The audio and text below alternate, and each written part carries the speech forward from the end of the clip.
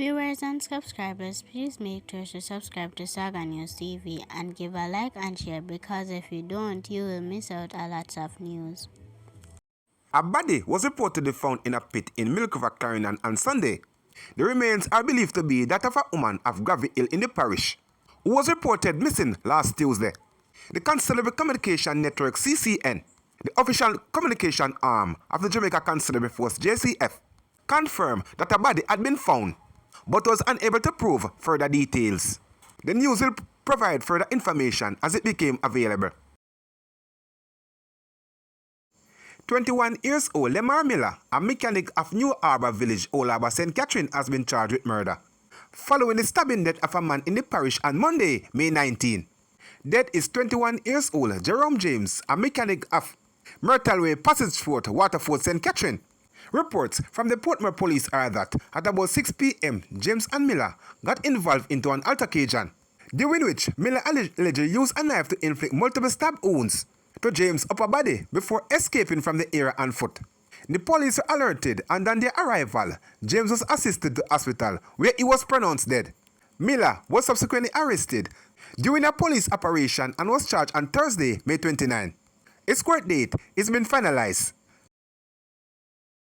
A team of officers assigned to the St. Andrew South Police Division have charged a 15-year-old boy after he was reportedly held after a group of men engaged cops in a shootout.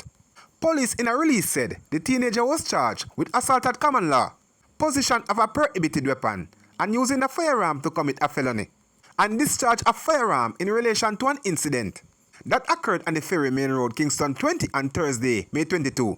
Reports from the Hunts Bay Police are that at about 12:55 a.m., a police team was on patrol in the area.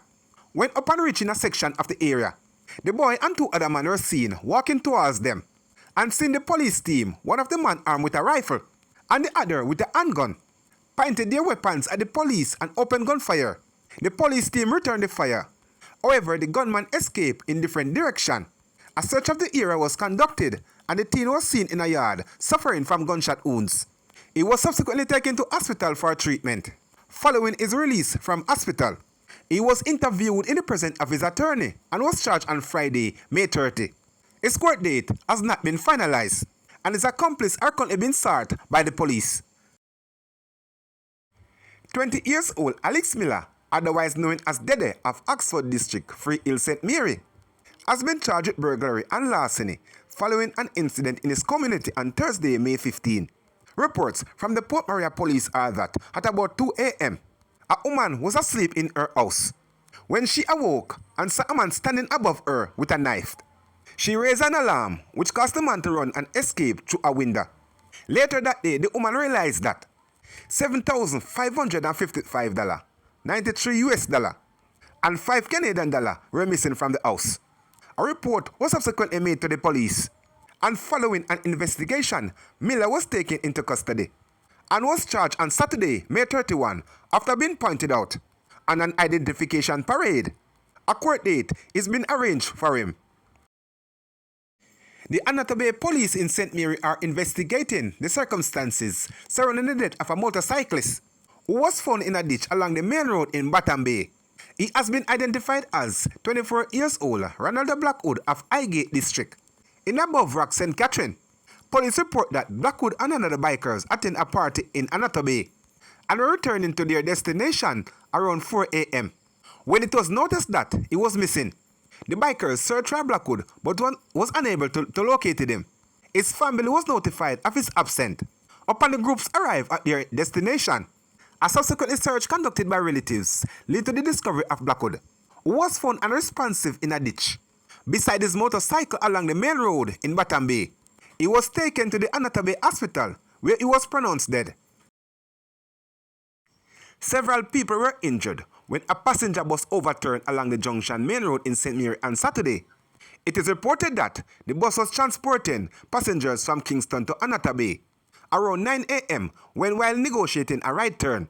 In the vicinity of the typical village, the vehicle developed mechanical problems and the driver lost control, resulting in the bus overturned into a gully. Several of the 25 occupants of the bus at the time of the crash suffered non-life-threatening injuries. and were assisted to the Anatomy Hospital by members of the Jamaica Defence Force. The St. Mary police are investigating the incident. A 64-year-old man on Friday died from injuries he sustained after he reported he lost control of his car and crashed into a tree along a main road in Ritchie, St. Thomas. He has been identified as Brian Chumley of Yala, St. Thomas, and Maine in the United States. Reports are that about 10 p.m., Chumley was driving a Nissan motorcar along the roadway when he reportedly lost control of the vehicle, which ran off the road and slammed into a tree. Chumley was assisted to the Princess Margaret Hospital, where he succumbed to his injuries. The Morant Bay Traffic Department is investigating the incident.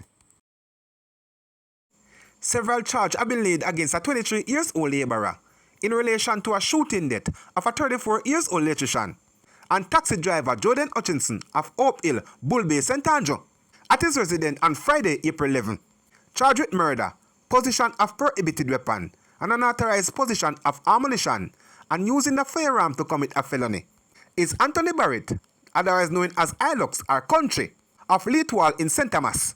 Reports from the Elliston Road Police in Kingston are that on Thursday, April 10, an argument developed involving Hutchinson and Barrett and another man.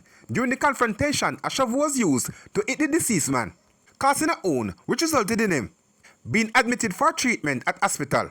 Upon Hutchinson's discharge from the medical facility, a day later, a man visited his house about 1:20 a.m. and shot him multiple times. The police were summoned, and on their arrival, the injured man was transported to the hospital where he was pronounced dead. Following an investigation into the shooting, Barrett was taken into custody on Saturday, May 24, and was charged on Thursday, May 29. A court date is being arranged for him. The Firearm and Narcotics Investigation Division continues to clamp down on illegal weapons and the seizure of 14 firearms and over 50 rounds of ammunition during an operation on D-Side Avenue, Kingston 10 on Wednesday, May 28. The operations follow closely to the heels of another substantial seizure of 238 illegal firearms on Thursday, May 27.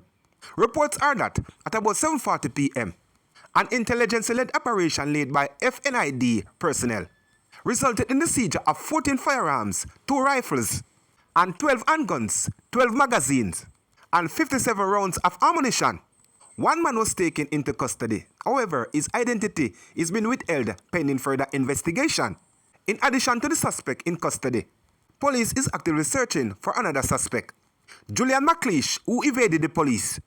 He is urged to turn himself in immediately. The FNID team has seized approximately 269 firearms in just over a week. The significant achievement underscores their commitment to their mandate, the relentless pursuit of prohibited weapons and narcotics regardless of where they're hiding. The police in a release said anyone with information on the whereabouts of McLeish is urged to contact the FID by calling 876-923-6184, the National Intelligence Bureau, at 811 Crime Stop at 311, or the nearest police station. Persons are also encouraged to share information about suspicious activities and illegal guns.